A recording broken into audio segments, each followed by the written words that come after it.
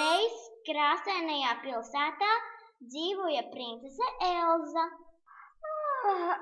Cik labi izgulējos. Ārā ir skaists laiks, iešu uz pļavu saplūkt viskaistākos ziedus. Ņau, ņau, kur tu iesi? Ņau, ņau, ņem mūs līdzi. Vispirms jums jāpēd brokastis. Pī, kur ir manas draudzenes? Viņas jau nāk. Kas dārzā, bitīt rožu dārziņā. Kas dārzā, bitīt rožu dārziņā.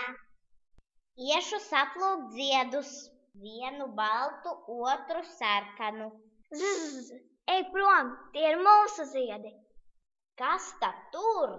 Atdod mūsu ziedus, citādāk iekodīšu. Zzz, palīgā! Mūsu princesi neviens neaiztiks. Es eju pa kalniem un pa leju.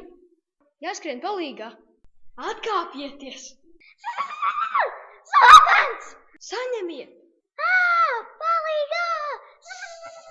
Paldies, manu bruņinieku! Mūsu varonis! Pī, tu esi visdrosmīgākais. Par to, kad palīdzējāt, es jums došu mūža draudzību. Bērni, nāciet mājās!